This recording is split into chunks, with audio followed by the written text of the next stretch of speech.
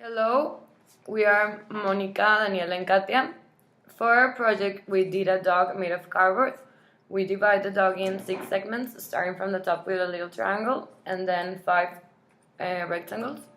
We have some trouble with the weight of the coins because with the balance, it's not that accurate, but we get that each 2 coins have a weight of 25 grams, and we have troubles also with cutting the cardboard because it's not always exact the dimensions of it. And then Moni will explain the process. We found the centroid in each segment, and then we put our x and y axis here. Here's the origin, and we took out the position of where our center is according to the x and y axis that we put. And then Daniel is going to continue explaining. So here's our procedure.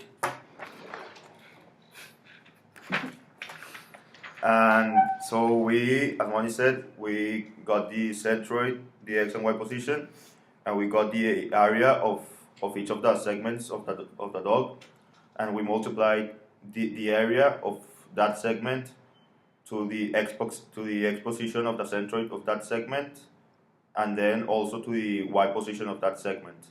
Then we made the summatory of the area, the summatory of the multiplication of the x position times the area, and the summatory of the y position times the area. And we divided that summatory of the x position times the area divided by the summatory of the total area to get the x position and the y position of our centroid, which is here. Yes, here. And then we will try that later, the experiment. First, we will explain the coin process. Okay. For the coin process, first we use each centroid of each rectangle, and for the central part, we found another point that is in 3 and -3 according to x and y axis. Then we took the moment in y. First we took the force, the weight. We multiply the gravity times the weight in kilograms, and then we took the moment in y, which was the position in x times its weight, and we got like from each of the coins, and then we got the symmetry of moments there, which is 7.962, and then we divided that from the symmetry of weights, and we got that the x position for our new centroid was 6.5 in x. We did the same process for for the y position. We added the summatory of all the moments of x, and to get each moment of x, we multiply the y distance of each coin times its weight, and we got the summatory of moments in x by 7.12, and the y distance of the of the force is 5.8.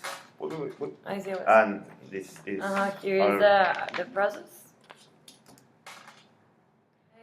In conclusion, we get that the centroid of the figure with the coins was at x at 6.5 and y at 5.8, and we're going to prove that is correct. So here it is, and it's balanced.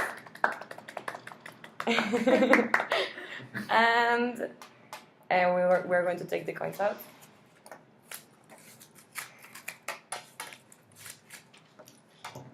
And we find out that the centroid without the coins is at 9.8 and 6.5.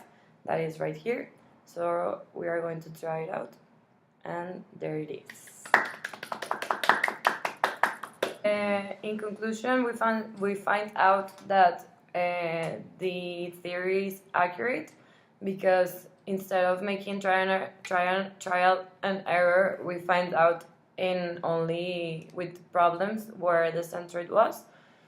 And we learned that theory is very important because you avoid a lot of problems by not making trial and error, as Katya said, and you avoid time, which is very important in construction. And we also learn to work in teams because we show our abilities and we help each other and we do things more quickly and good. Thank you. Thank you. Thank you.